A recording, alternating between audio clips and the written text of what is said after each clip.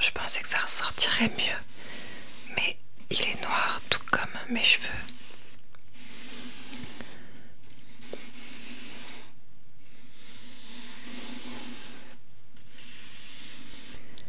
Les amis, on se retrouve ce soir pour une vidéo sur le thème des films et des séries d'horreur. C'est pour fêter évidemment la saison d'Halloween qui approche. Je fais partie de ces gens qui aiment bien célébrer un petit peu les différentes saisons et les différentes fêtes qui s'y trouvent. Je trouve que c'est un bon moyen de faire honneur à chaque saison qui est belle à sa façon et essayer d'apporter un petit peu de joie à chaque moment de l'année. Voilà, donc j'aime beaucoup la saison d'Halloween et donc j'ai beaucoup aimé, plutôt devrais-je dire, les films d'horreur. C'est un petit peu une Madeleine de Proust parce que déjà j'ai vécu l'époque des vidéoclubs, donc c'était des boutiques où on allait pour louer des cassettes et puis après des DVD. Et donc quand j'étais petite, on allait souvent au vidéoclub. Et c'est vrai qu'avec ma soeur, on adorait aller fouiner du côté des films d'horreur. Et on trouvait ça très excitant. Du coup, mon père nous laissait pas en louer parce que c'était l'adulte responsable de la famille. Mais par contre, ça nous est arrivé d'en louer avec ma mère quand mon père était pas là. Et du coup, c'était la soirée de l'année pour moi. J'étais toute excitée et souvent ça allait de pair avec on prenait McDo au drive et après on était toutes excitées et on se mettait toutes les trois sous un plaid et on regardait un film d'horreur et c'était des super moments. Je m'interromps pour vous présenter ma courge. Je viens de la sortir de mon frigo parce que j'ai l'intention de manger cette chose à un moment donné. Et c'est dégoûtant parce qu'elle est toute mouillée là. Le changement de température. Je disais donc que ces soirées films d'horreur, pour moi, c'était les meilleurs moments. Par contre, je vous cache pas que après j'avais peur pendant des mois. Notamment, ce qui me faisait le plus peur, c'était d'aller descendre, chercher quelque chose, parce qu'on habitait dans une maison et on avait un sous-sol qui était le garde-manger. Donc, des fois le soir, je voulais aller me chercher une bouteille d'eau et je reculais le moment parce que j'avais trop peur et je finissais par y aller en courant. Et les premiers films d'horreur que j'ai vus, alors je crois que le tout premier film d'horreur que j'ai vu, il s'appelait justement Halloween. Mais entre temps ils en ont refait des versions modernes et moi j'ai vraiment vu celui des années 80 ou 70, je sais pas. Il était déjà vieux quand j'étais petite, hein. Je ne suis pas si vieille que ça.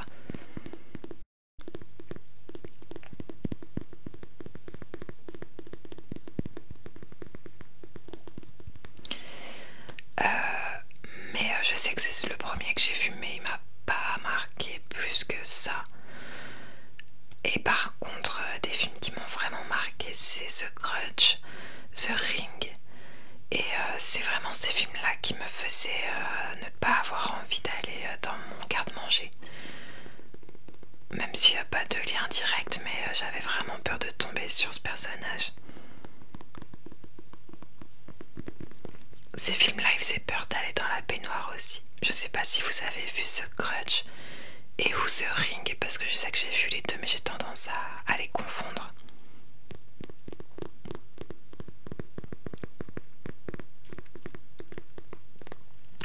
Voilà, donc... Et puis après, en grandissant, ça m'a pas vraiment quitté. J'ai toujours aimé les films d'horreur.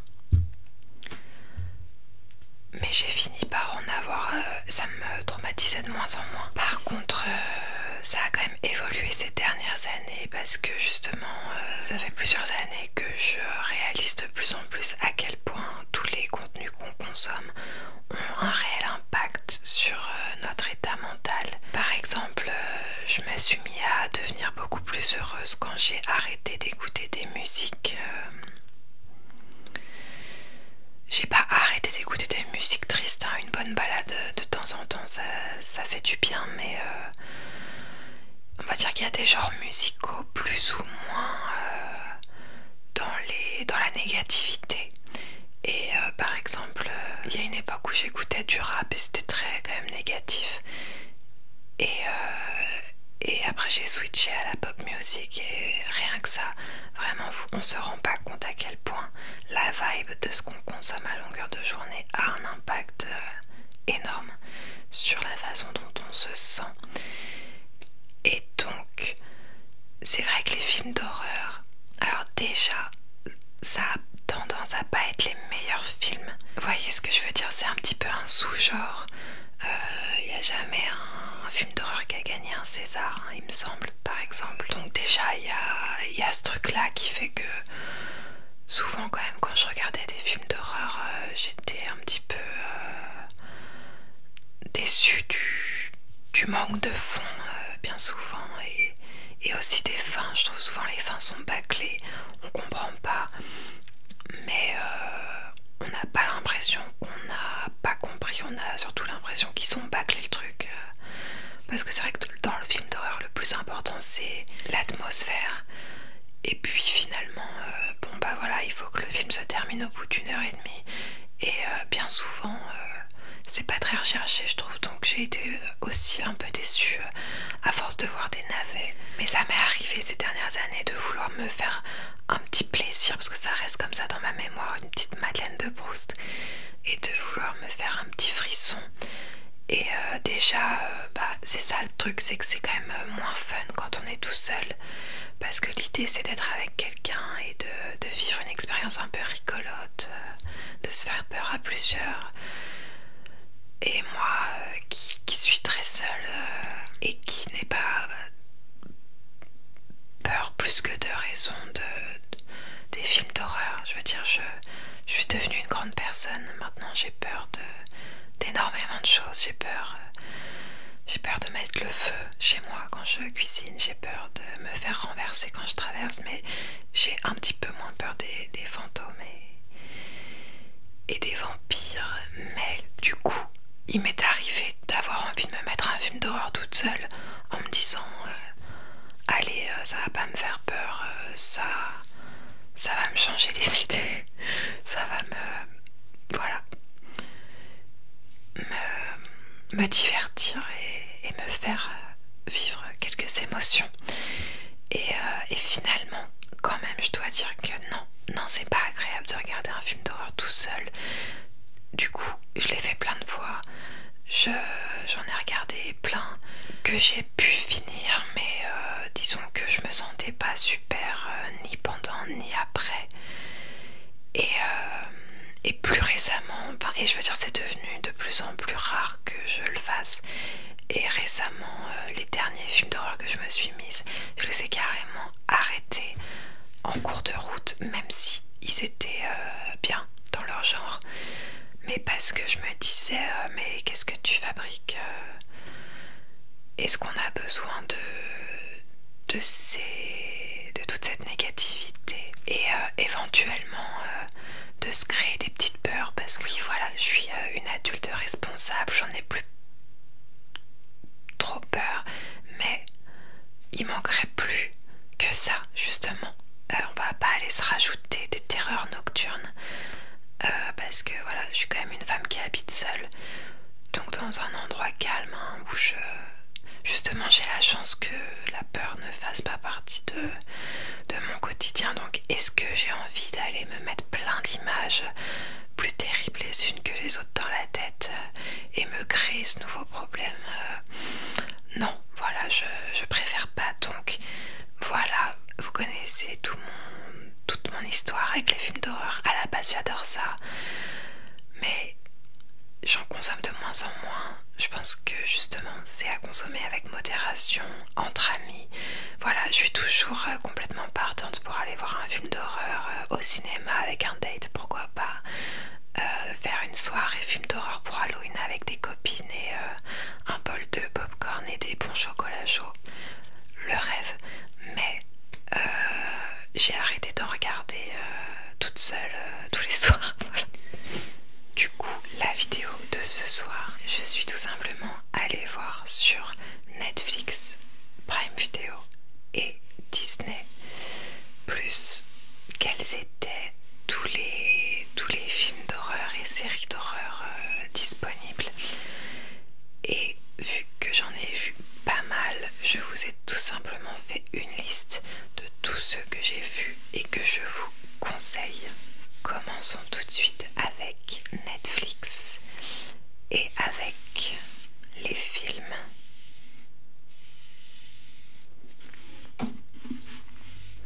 Alors le premier film que je vous conseille sur Netflix, c'est Get Out. Get Out. J'ai pas noté grand chose, j'ai pas les années de parution, j'ai pas les réalisateurs. J'ai noté des fois un acteur ou une actrice quand ils sont connus pour vous, bah voilà, pour que vous visualisiez. Mais Get Out, c'est très récent. Enfin, c'est très récent, c'est peut-être 2020, un truc comme ça. Et de toute façon, j'ai un goût pour... Enfin, j'ai du mal avec les films anciens. Donc tout ce que je vais vous présenter, c'est quand même très récent. Les trucs les plus vieux, il y en a peut-être... Il y a un film que je vous conseille qui date des années 70, c'est parce que c'est un classique. Et après, sinon, les trucs les plus vieux, et il y en a très peu, ça va être 2000. Donc, je précise pas, mais c'est que des films récents. Donc, Get Out. Donc, je pense que c'est ce qu'on appelle un thriller psychologique. Il y a quand même un petit côté science-fiction, même si c'est pas du tout un film de science-fiction. J'ai pas trop le bon vocabulaire, mais voilà, il se passe des choses pas complètement normales. Et en gros, voilà, c'est l'histoire d'un homme qui rencontre la belle famille, enfin sa nouvelle belle famille, la famille de sa copine. Donc au début tout se passe bien et après il va se rendre compte que c'est une famille de détraqués et une famille de racistes parce que le personnage principal c'est un homme noir, elle est blanche et il va se rendre compte qu'elle collectionne les petits amis noirs mais pour une macabre raison. Donc ça parle de racisme. Après, le deuxième film que je vous conseille sur Netflix, c'est Pearl, P-E-A-R-L. Ça c'est pareil, ça vient de sortir je crois, et je l'ai regardé cet été. Au fait, j'ai oublié de dire un mot là-dessus, mais je vais pas à chaque fois vous donner des conseils au moins de combien, parce que j'ai remarqué que sur Netflix tout était déconseillé au moins de 16 ans, j'ai l'impression. Alors je sais pas si mettent... j'ai un peu l'impression que c'est large quand même, parce que il me semblait qu'il y avait quand même des films qui faisaient beaucoup plus peur que d'autres, et ils ont tout mis déconseillé au moins de 16 ans, donc peut-être pour se protéger, enfin bon. Donc c'est pareil, hein, évidemment que si vous avez 9 ans, cette vidéo n'est pas pour vous. Et si vous aimez pas les films qui font peur, vous pouvez quand même rester sur la vidéo parce que ma vidéo elle fera pas peur. Mais par contre, je vous conseille aucun des films dont je vais parler. Enfin, il y en aura peut-être un ou deux qui font moins peur que les autres. Et du coup, je vous dirais que celui-là, vous pouvez y aller même si vous êtes un peu chochotte. Mais pour la grande majorité, je vais pas le préciser parce qu'à chaque fois on est quand même sur des films qui font bien peur et ils sont tous déconseillés au moins de 16 ans. Donc Pearl, c'est un film bien gore encore, mais qui est vraiment bien. J'en parlais en introduction, c'est vrai que les films d'horreur c'est quand même souvent des navets. Du coup ce que je vous présente c'est des films que je considère être vraiment le haut du panier du film d'horreur. Donc voilà, Get Out, très bon film. D'ailleurs ce réalisateur il fait que des trucs super. Pearl, pareil. Enfin bon, ça reste des films d'horreur. Mais très bon film d'horreur, Pearl. J'ai adoré. Donc ça c'est un film récent qui se passe dans le passé avec cette actrice dont j'ai pas le nom, mais j'ai l'impression que elle vient de sortir, mais elle ne joue que dans des films d'horreur. C'est son truc. Je sais pas si c'est un choix de sa part ou si les réalisateurs manquent d'inspiration. Et bref, en tout cas, une actrice, une super actrice là que j'ai vue récemment que dans des trucs sombres. Donc Pearl. Du coup, je vous disais, ça se passe dans le passé. Je sais plus en quelle année. J'ai pas trop la notion, donc j'ai peur de dire une énormité. Mais ça se passe dans une ferme. Voilà, c'est une fille de paysanne qui a pas énormément de perspectives d'avenir, qui vit une vie vraiment 22h22 à l'heure où je filme. Une vie vraiment morose. Enfin bon, elle doit aider en fait ses parents à la ferme et tout, mais elle rêve de gloire et de paillettes. Et disons qu'elle est vachement déterminée et que rien ne l'arrêtera dans sa quête de gloire.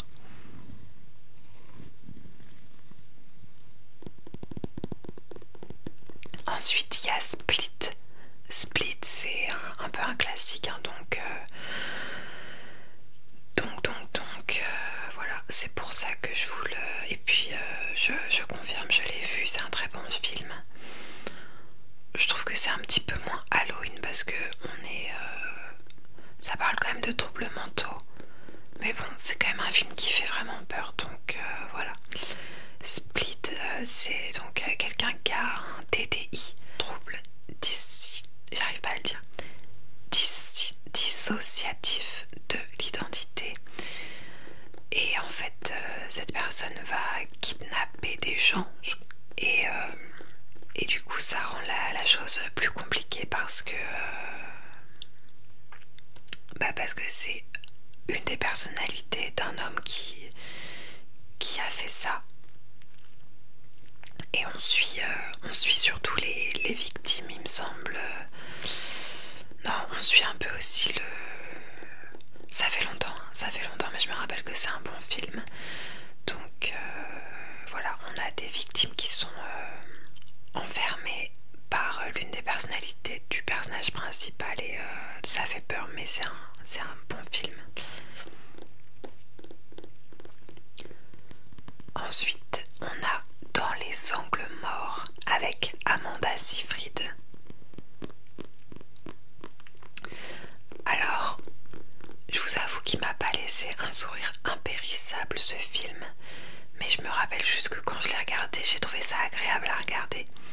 Alors j'imagine qu'on n'est pas sur un film qui fait hyper peur parce que je l'ai regardé toute seule, mais il y a quand même une histoire de fantôme il me semble.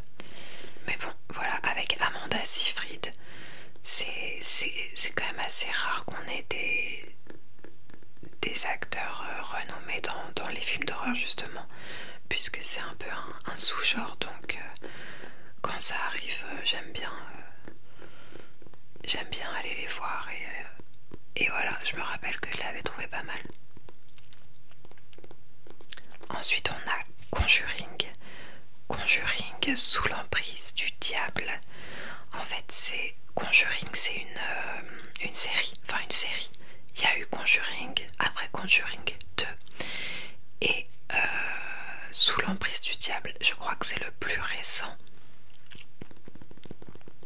Alors Conjuring, là ça fait bien peur. Conjuring, on est sur de la possession, mais je trouve que Conjuring c'est vraiment le haut du panier c'est des bons films de possession dans la lignée de L'Exorciste. Il y a beaucoup de films avec les mêmes schémas et la même atmosphère, les mêmes codes. Mais Conjuring, c'est, si vous voulez, si vous aimez bien ce type de film, c'est bien fait quoi. Vous devriez être servi.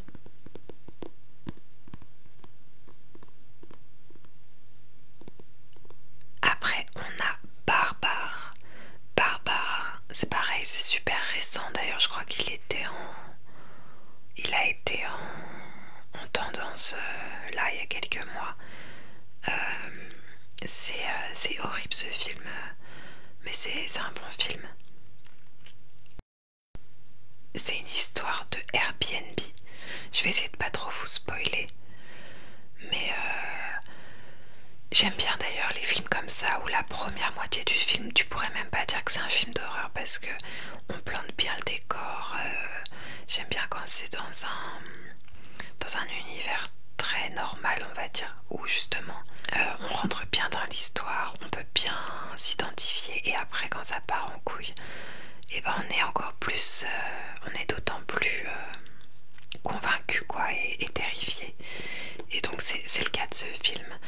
Première moitié du film, voilà, tout public. Et il y a des gens dans un Airbnb. Et deuxième moitié du film, ça part complètement en couille, mais c'est une histoire absolument dégoûtante et terrifiante. Donc faut avoir le cœur bien accroché. Mais non, c'est assez... c'est vraiment prenant. Et puis, il y a plusieurs fins. On croit que c'est fini, puis après il y a un retournement de situation. Il y a presque un peu d'humour dans tous ces retournements de situations plus violents et terribles les uns que les autres.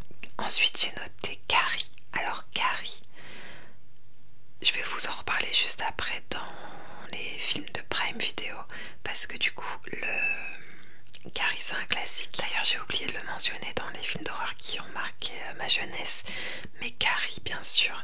Carrie a été aussi l'un des premiers films d'horreur que j'ai vu et qui a totalement marqué ma jeunesse. Et j'ai vu du coup la version des années 70 qui est donc disponible sur Prime Video. Mais ils ont fait un remake en 2010 avec Chloé Grace Moretz. Et franchement, j'ai trouvé cette version très bien. Et si vous êtes comme moi un peu allergique aux vieux films, je pourrais comprendre que vous ayez la flemme de regarder celui des années 70.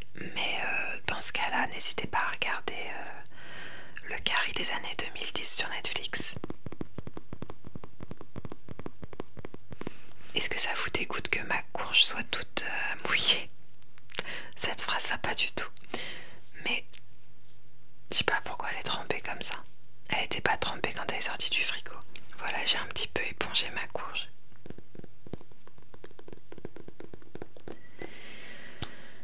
Ensuite, ah oui, pardon, du coup, je vous ai même pas dit de quoi parlait Carrie. Alors, Carrie, c'est pareil, j'ai pas envie de vous spoiler, mais c'est l'histoire d'une jeune fille qui se fait harceler par ses camarades de classe et qui va vivre un drame le soir du bal de promo. Mais Carrie, elle a des facultés psychiques particulières et il faut pas l'énerver parce que quand on l'énerve, et ben ça part en vrille. Voilà. Alors ensuite, j'ai noté Sous la Seine. Alors Sous la Seine, c'est un film de requin.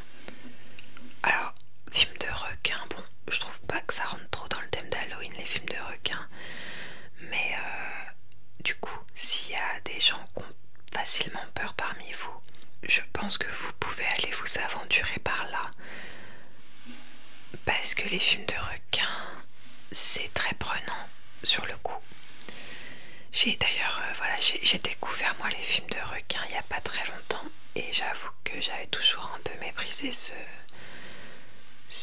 genre. J'avais vu notamment Les Dents de la Mer qui ont quand même très mal vieilli. Et récemment j'ai découvert En eau trouble et juste après est sorti Sous la Seine. Et je dois bien admettre que les films de requins, s'ils ont une qualité, c'est que si tu arrives à rentrer dedans, et ben tu rentres bien dedans quoi. C'est très haletant. Et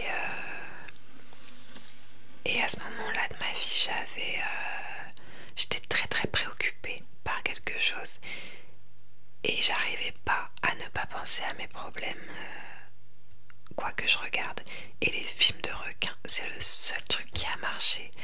Où pendant l'heure et demie de mon film de requin, je ne pensais pas à mes problèmes tellement j'étais prise par les requins. Donc je trouve qu'on fait pas assez honneur finalement aux films de requins. Et en plus, l'avantage avec les films de requins, c'est que à moins que vous viviez à la mer et que vous alliez vous baigner tous les jours, et bah une fois que le film est fini, on n'a pas trop peur de croiser un requin dans son garde-manger quoi. Donc à la fois on est vraiment pris à 100% pendant le film, et puis après quand le film est fini on passe beaucoup plus facilement à autre chose je trouve. Et donc Sous la Seine, qui était d'ailleurs lui aussi en tendance il y a quelques mois, donc vous avez sûrement vu passer, et bien en plus il a la particularité déjà de se passer à Paris, donc c'est très très rare les films de science-fiction qui se passent à Paris, donc déjà ça avait attisé ma curiosité. Et c'est avec Bérénice Bejo, qui est encore une de nos bonnes actrices françaises. Et je crois qu'elle a participé aussi à la réalisation. Donc Sous la Seine, j'ai passé un super moment à regarder ce film, et voilà, ça fait quand même un petit peu peur. En fait, les pires images, ça va être des gens qui se font manger du coup par un requin, sans blague. Mais je veux dire, si vous pensez que vous avez la force de voir quelqu'un se faire manger par un requin, et aussi des images difficiles, ça va être quand on voit quelqu'un qui se fait manger juste les jambes par exemple. Je me suis griffée. Juste les jambes. Et voilà, le torse qui repart de l'autre côté. Bon, voilà, il y a ça dans ce film-là, mais une fois qu'on s'y attend, normalement vous pouvez regarder ce film même si vous êtes un petit peu trouillard. Et on continue avec un film qui fait pas trop peur par rapport aux autres. C'est Megan. Alors Megan, c'est dans la continuité de tous ces films Chucky, Annabelle, avec des poupées qui prennent vie et qui font peur. Sauf que Megan, c'est la version moderne, et donc c'est avec un robot très perfectionné. Je ne vous en dis pas plus, mais j'ai bien aimé ce film que j'ai vu assez récemment. Ensuite, donc toujours sur Netflix, on a The Silence. Alors The Silence, c'est une dystopie dans laquelle il y aurait d'étranges et horribles bêtes qui viendraient attaquer les humains à partir du moment où ils font le moindre bruit. Donc on suit une famille qui essaye de survivre à ça. Et même si c'est pas mon style de film d'horreur préféré, je me rappelle que j'ai trouvé ça plutôt bien réalisé. Ensuite, j'ai noté The Deliverance. Alors The Deliverance, si on prononce à la française, pareil, c'était encore en tendance il n'y a pas très longtemps, donc vous l'avez peut-être vu passer. Et figurez-vous que ça fait partie des films que j'ai décidé d'arrêter alors que je le trouvais bien, mais parce que voilà, c'est le dernier film d'horreur que j'ai tenté de regarder seule. Et je dis tenter, c'est franchement, j'aurais pu le regarder jusqu'au bout, mais j'ai senti que non, j'avais pas envie d'abaisser mes vibrations en fait, parce que beaucoup de négativité quand même dans les films d'horreur, mais pourtant il était bien dans son style, hein, donc on est encore dans une vibe de possession, on va dire. Et ce que j'ai trouvé original, c'est que ça se passe dans une famille où la mère a d'autres problèmes, on va dire, que ceux qui vont arriver plus tard, notamment un problème avec l'alcool, ils ont des problèmes d'argent. Et je crois bien que c'est la première fois que je vois un film de ce type aborder aussi ces sujets-là. Et du coup, je trouve que ça n'en rend les événements qui arrivent après que plus plausible. Enfin, en tout cas, ça change du setup habituel de la petite famille bien sous tout rapport, qui n'a que le problème de la maison hantée. Et enfin, Annabelle, justement, j'y faisais référence quand je vous parlais de Megan. Et ben, on a les Annabelle 1, 2 et le dernier s'appelle La Maison du Mal. Donc je vous avoue que je crois que je n'ai vu que le premier. Et ça fait tellement longtemps que j'aurais du mal à vous donner un avis. Mais c'est quand même un classique Annabelle. Donc si vous avez envie justement de vous confronter à ce genre-là, donc le genre de la poupée qui prend vie, maléfique, et ben je pense que Annabelle, voilà, vous pouvez regarder Annabelle 1, et si ça vous plaît, il y a le 2 et le 3. Et du coup, on arrive déjà à la fin de mes recommandations films pour Netflix.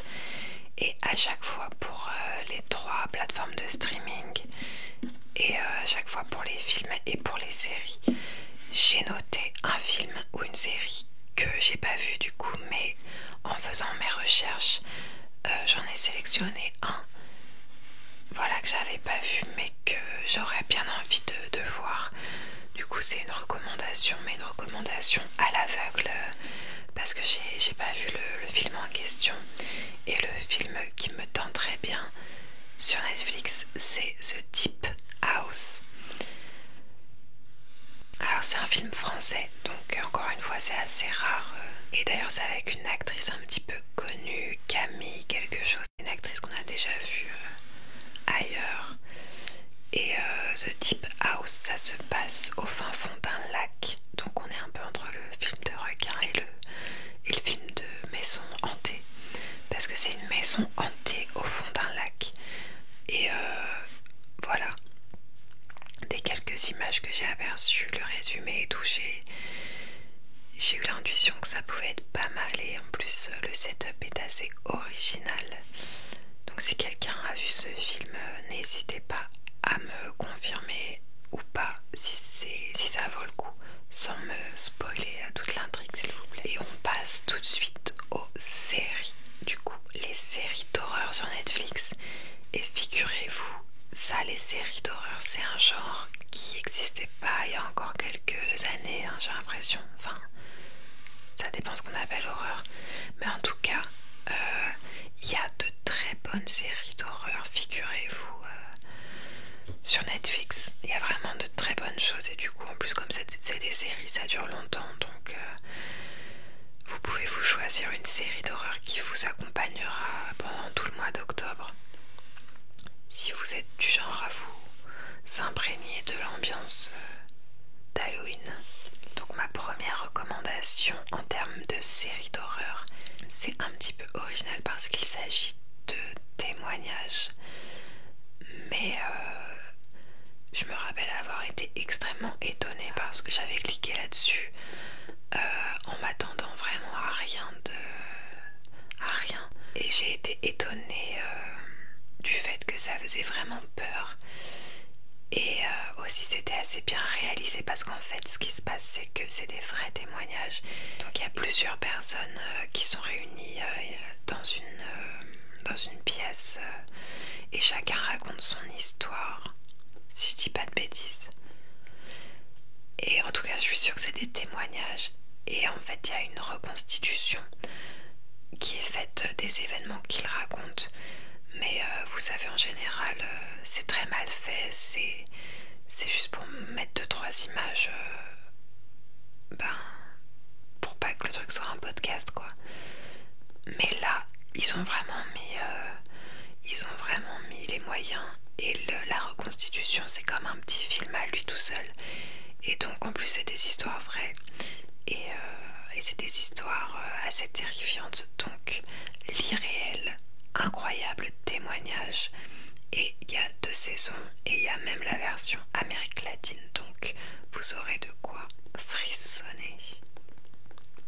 Ensuite, toujours en série Netflix, je vous recommande The Haunting of the Bly Manor. C'est une série d'horreur. Moi, c'est vraiment sur le niveau de peur. C'est ce que je trouve acceptable pour regarder tout seul, vous voyez. Parce que en fait, ce qui est bien dans les séries d'horreur, c'est que comme dans les films d'horreur, ça va crescendo. Et du coup, dans les premiers épisodes, je vous promets pas qu'il y aura pas un sursaut, un frisson, mais les premiers épisodes, c'est vraiment soft. Mais tout en étant dans cette ambiance halloweenesque, voilà, qu'on aime bien. Et voilà, c'est peut-être les 2 derniers épisodes qui peuvent faire vraiment peur pour les âmes sensibles. Mais du coup, je trouve que, voilà, comme je disais, ça peut vous accompagner dans le mois d'Halloween sans se faire un gros film d'horreur vraiment terrorisant tous les soirs. Un petit épisode comme ça d'une série d'horreur. On est dans l'ambiance sans... et on fait durer le plaisir, quoi, finalement. C'est avec l'actrice Victoria Pedretti qu'on a tous découvert dans l'avant-dernière saison de You. Donc très bonne actrice et vraiment très bonne série, je recommande. Et j'ai vu qu'ils ont fait un peu à la manière de American Horror Story. Ils ont repris le même casting pour réaliser une autre série d'horreur, donc qui est certainement du même acabit et de bonne qualité aussi, qui s'appelle The Haunting of the Hill House. Et voilà quoi, du coup. Mais c'est vrai que moi, quand j'ai vu qu'ils avaient fait ça, ça m'a perturbée. Avoir les mêmes personnages mais dans une autre... Au début, je pensais que c'était une suite ou alors que ça racontait ce qui se passait avant, sauf que c'était pas la même époque. Donc ça m'a perturbée et j'ai abandonné le truc. Mais c'est certainement tout aussi bien. Ensuite, je vous recommande La chute de la maison Usher, qui est une adaptation de la nouvelle d'Edgar Allan Poe. Toujours une série d'horreur assez terrifiante, dans laquelle il y a un petit peu il y a du surnaturel, ouais. Mais ça reste dans un setup très réaliste. Donc on se laisse prendre au jeu. Et voilà, c'est terrifiant et c'est bien fait et c'est bien divertissant. Ensuite, il y a la série Marianne. Alors, une série française. Donc voilà, toujours je le souligne parce que c'est tellement rare. Et en plus, une bonne série d'horreur, franchement. J'ai beaucoup aimé Marianne. On suit une écrivaine qui va retourner dans le village de son enfance, où il se passe des choses anormales. Et voilà quoi, on est sur une histoire de malédiction. Mais dans le genre, c'est aussi assez bien fait, je trouve. Et enfin, je vous conseille la série The Watcher avec Naomi Watts et Jennifer Coolidge. The Watcher, c'est pareil, j'ai adoré. Franchement, je trouve que les séries d'horreur sont de meilleure qualité que beaucoup de films d'horreur. En tout cas, moi, ça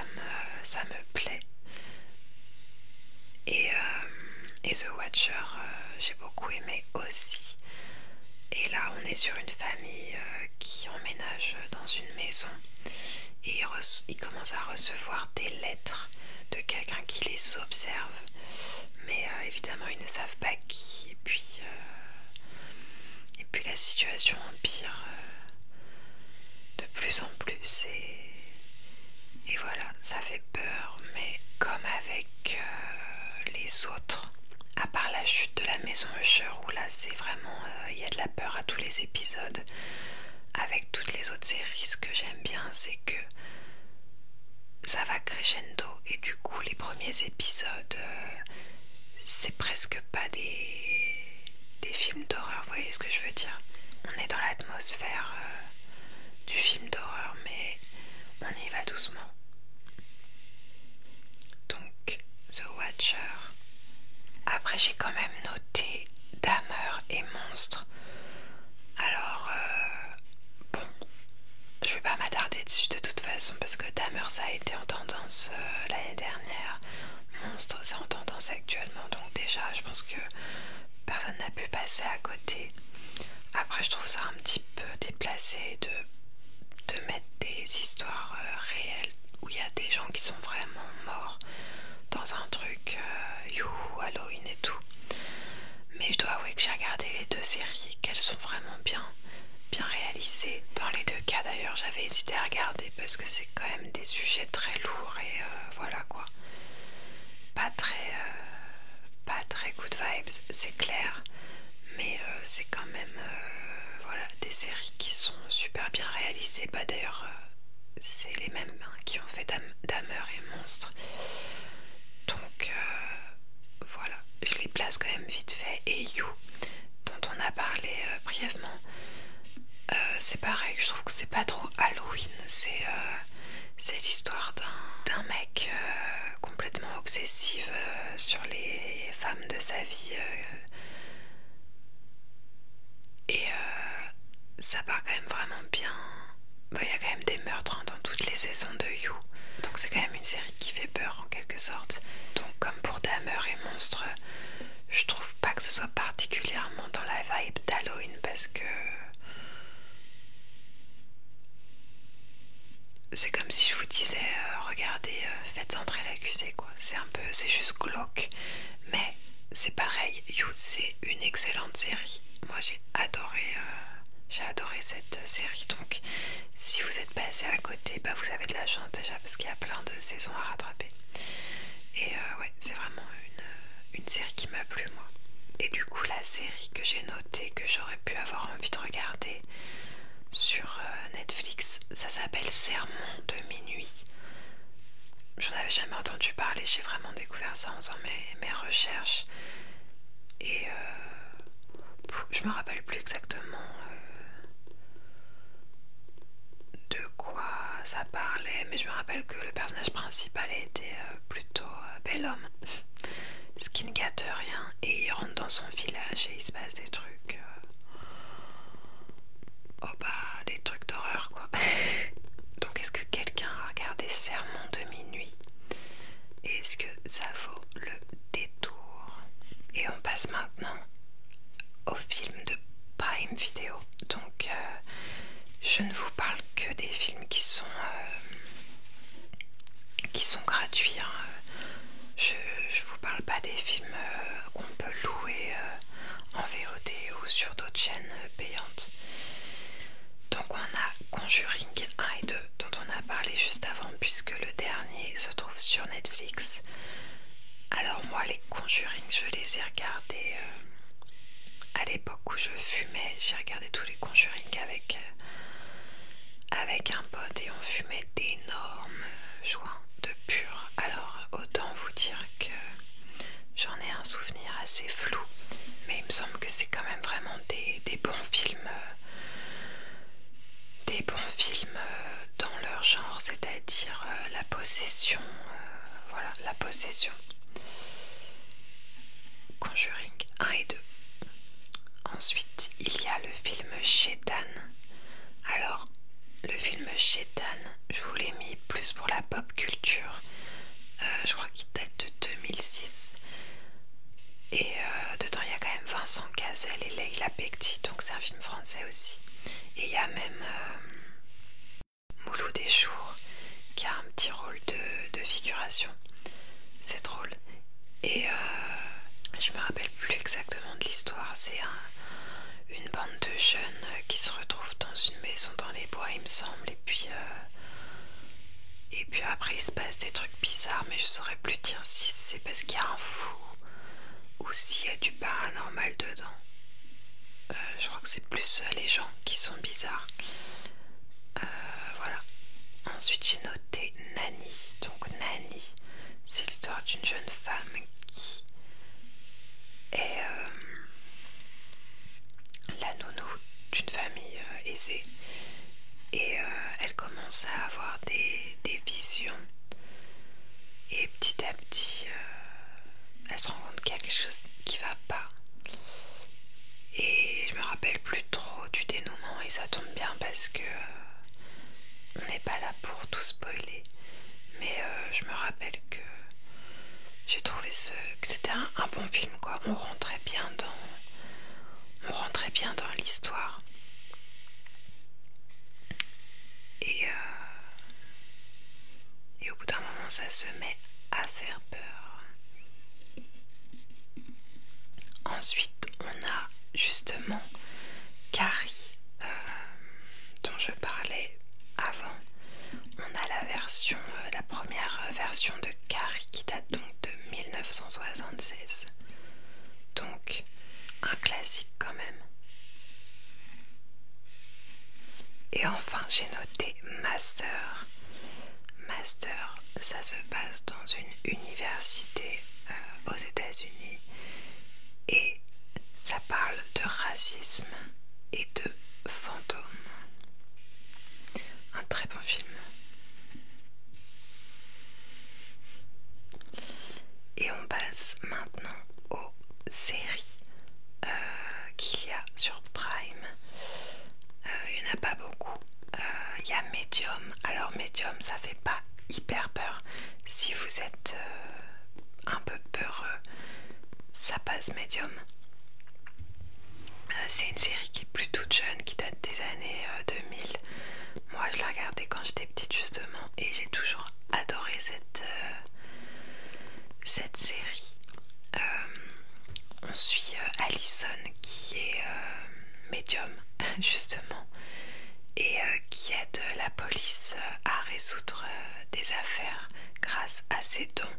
Et du coup on voit des fantômes et tout et ça fait quand même un peu peur. Mais c'est une série, c'est une bonne série. Et d'ailleurs il y a quelques années j'ai eu envie de me refaire tout Medium et j'avais été obligée d'acheter la série parce que elle était disponible sur aucune plateforme de streaming et maintenant elle est donc disponible sur Prime Video mais aussi sur 6play en intégralité. Donc si n'importe qui peut regarder Medium puisque c'est gratuit. Et enfin il y a la série UX. On est encore sur du film d'horreur sur le thème du racisme et c'est vraiment une excellente série. Enfin j'ai vu qu'il y avait la saison 2 là qui est sortie il n'y a pas très longtemps. Moi j'avais regardé la saison 1 et après comme série que je pourrais éventuellement avoir envie de découvrir que j'ai pas vu sur Prime, j'ai noté L'Exorciste. Ça a l'air d'être tout simplement un film de type exorcisme très classique mais sur une dizaine d'épisodes. Je pense pas que je vais regarder tous les films et toutes les séries que j'ai choisi à chaque fois parce que ça ferait des heures de visionnage d'horreur et je vous ai dit j'ai pas le projet de m'enfermer et de regarder des trucs d'horreur. Mais si jamais je devais me choisir une nouvelle série, je tenterais peut-être celle-ci. Donc est-ce que quelqu'un l'a regardée? mais je crois que je préférerais avant regarder la saison 2 de eux. Je sais pas si vous avez fait attention, mais j'ai essayé de vous pranker avec une araignée. Alors, si vous êtes arachnophobe, préparez-vous, je vais vous montrer une fausse araignée.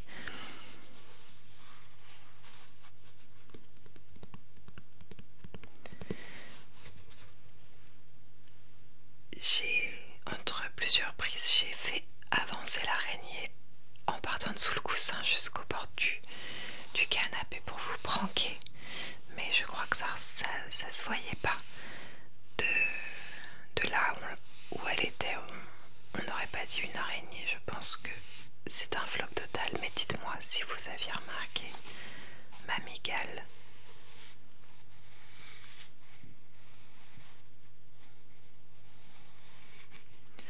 Personnellement, je déteste les araignées.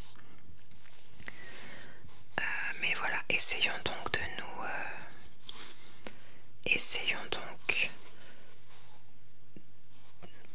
on voit jamais rien de ce que je vous montre, c'est chiant. Essayons donc de nous désensibiliser tous ensemble. Tous. On lui trouverait pas un nom.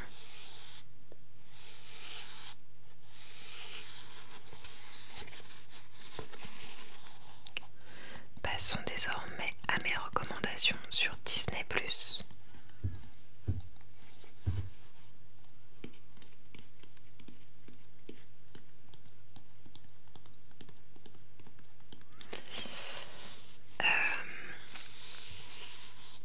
Alors il n'y avait pas grand chose sur Disney+, mais il y a le film Poltergeist. Alors Poltergeist... D'ailleurs, Poltergeist, c'est le nom. On dit un poltergeist. Je crois que c'est le nom du phénomène quand des entités fantômes, quoi, font bugger le matériel informatique, enfin les télés, les radios, tout ça. Voilà, certaines personnes pensent que les esprits peuvent venir interférer avec tout ça et on appelle ça un poltergeist. Et donc il y a ce film, il y en avait certainement eu avant. Moi en tout cas j'ai pas vu ceux des...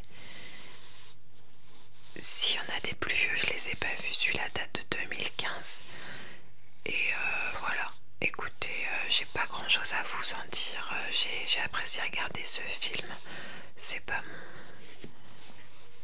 mon film d'horreur préféré de tous les temps, mais Poltergeist.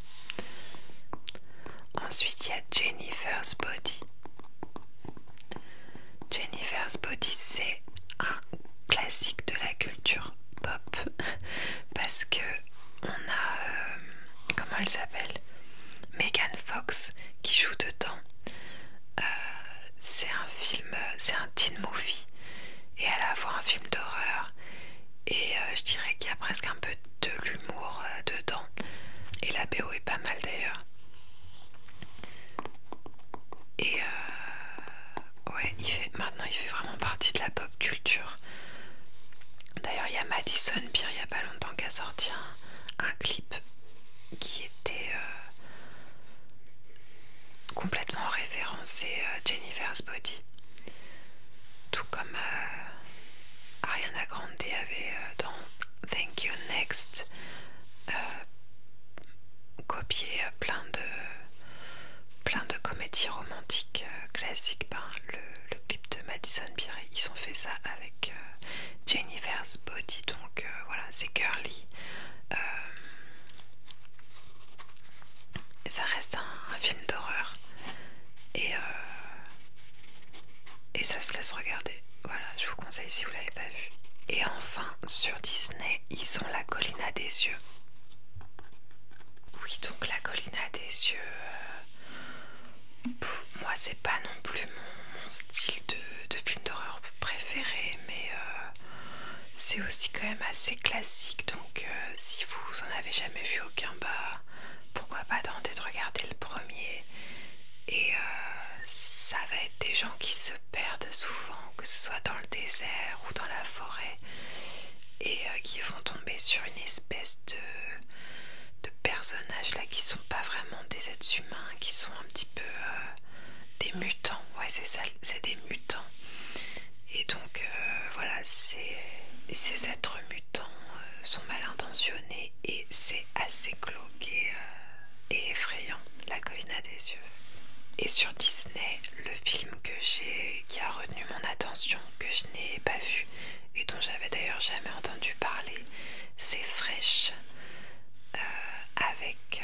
C'est avec l'actrice qui a joué dans Normal People. Et donc apparemment on est sur une histoire de date qui va dégénérer en... Comment on appelle ça quand on mange de la chair humaine? Bon voilà, je sais pas si je vais le regarder. Il était carrément déconseillé au moins de 18. C'est le seul de tous ceux que j'ai cités. C'est la première fois que je vois un film déconseillé au moins de 18 ans sur une des plateformes, donc j'ose pas imaginer les images qu'il y a. Mais c'est un film récent avec une bonne actrice, donc j'imagine qu'il y a quand même un peu un côté quali, donc je sais pas, ça m'a intriguée, mais je sais pas si je le regarderai. Et enfin, au niveau des séries sur Disney, on a American Horror Story. Alors, je sais pas si vous connaissez, c'est assez culte maintenant quand même, j'en parlais un peu plus tôt. Il y a pas mal de saisons et la particularité de cette série, c'est qu'à chaque saison, on reprend le même casting, tous les mêmes acteurs, mais on change complètement d'univers.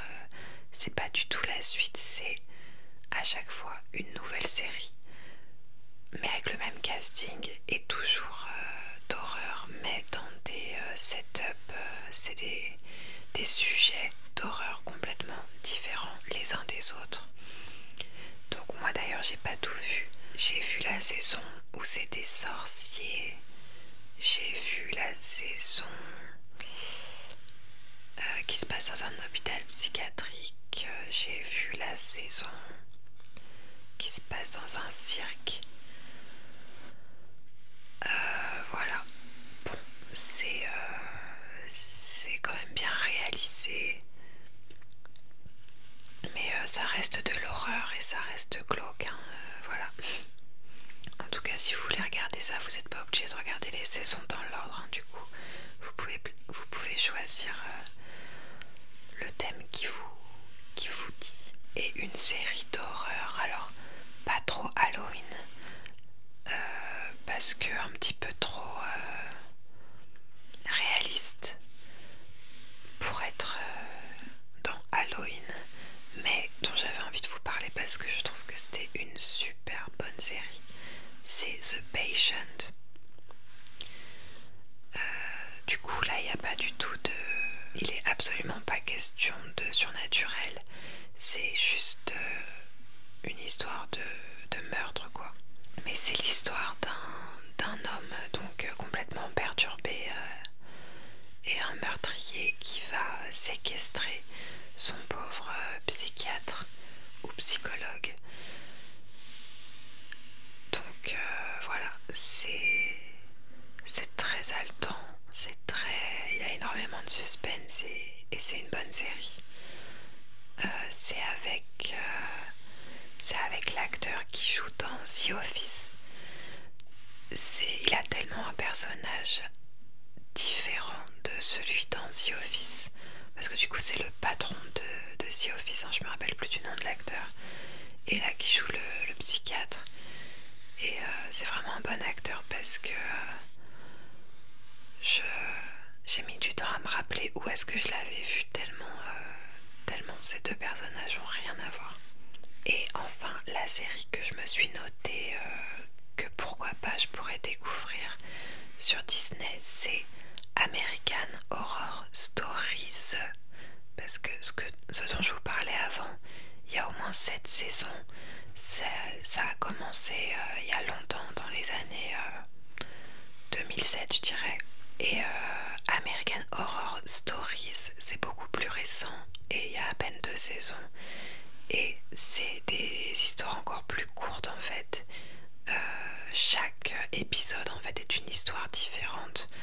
Donc je me dis que si ça a été créé par les mêmes personnes, j'ai pas vérifié mais je suppose, j'imagine que c'est qualitatif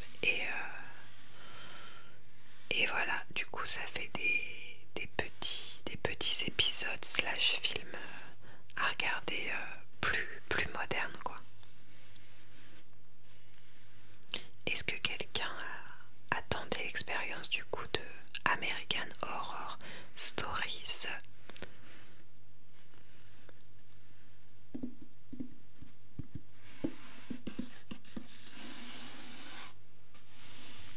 Ça va bientôt être l'heure pour nous de se quitter les amis.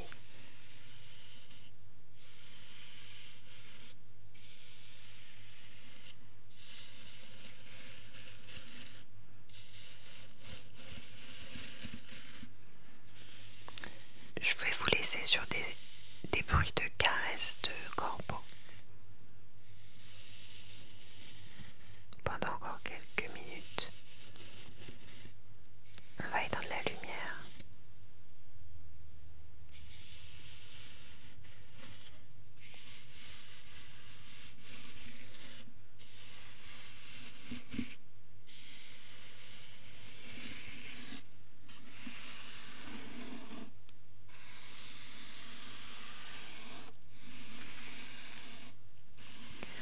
Vous avez vu, j'ai pas réussi à faire grand chose de ma forêt enchantée.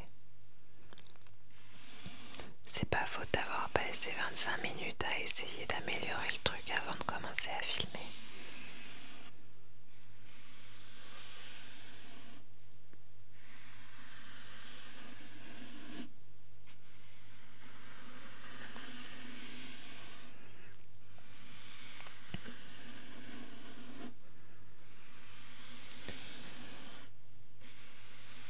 N'hésitez pas si vous n'êtes pas encore en train de vous endormir, à me dire quel est votre film d'horreur préféré en commentaire.